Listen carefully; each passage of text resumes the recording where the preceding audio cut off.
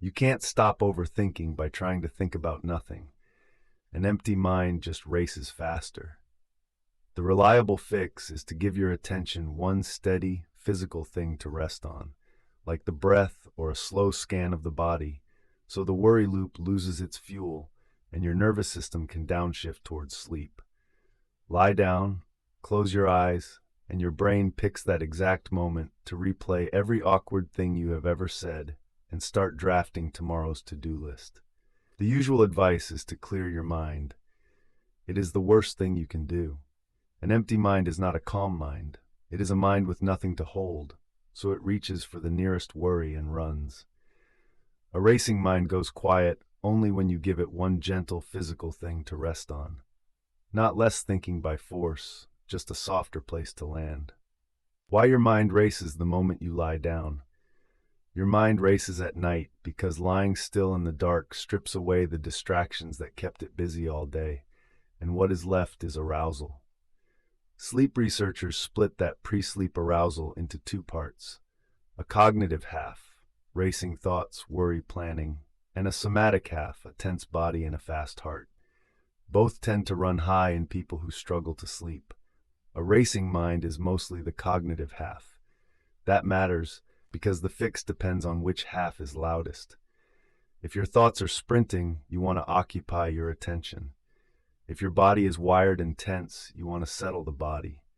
Often, you need a bit of both. Why just stop thinking backfires.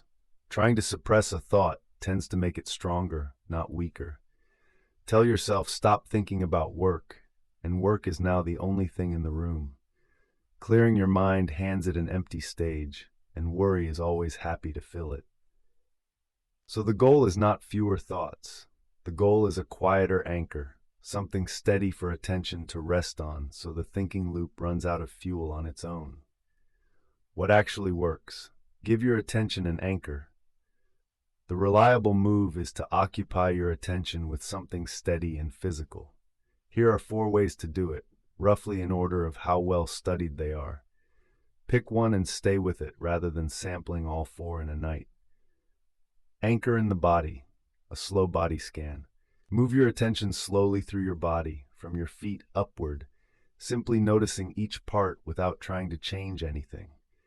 You are not relaxing the muscles. You are giving your mind one quiet, boring task so it stops chasing thoughts.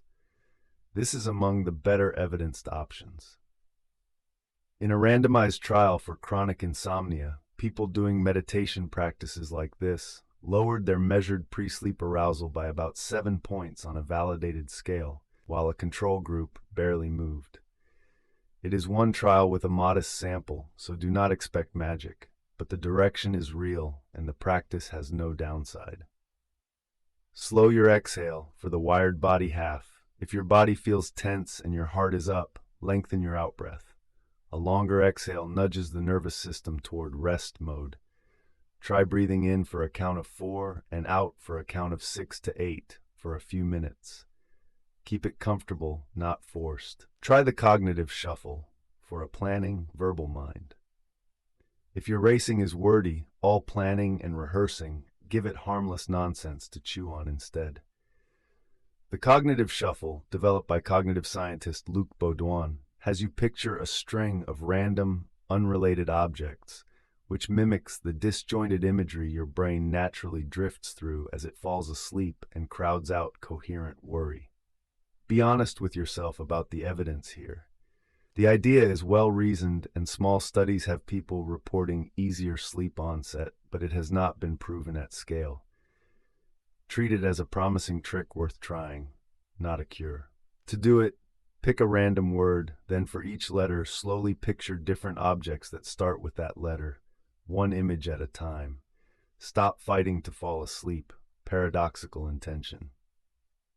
If your real problem is anxiety about not sleeping, the act of trying so hard is part of what keeps you awake. Paradoxical intention flips it. Lie comfortably and gently, try to stay awake, which removes the performance pressure. The evidence is genuinely mixed.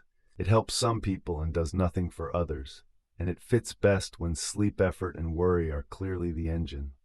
When a racing mind is more than a bad night, If racing thoughts keep you awake most nights for months, that is chronic insomnia, and single tricks are not the answer. The American Academy of Sleep Medicine did not endorse techniques like paradoxical intention as standalone therapies, not because they are useless, but because there is not yet enough trial evidence behind any one of them on its own. What it does strongly recommend is multi-component CBTI, cognitive behavioral therapy for insomnia, as the first-line treatment. In other words, the anchors above are excellent for the occasional racing night and as part of a wind-down routine. If the racing is relentless, talk to a doctor or a sleep specialist. This article is educational and is not medical advice.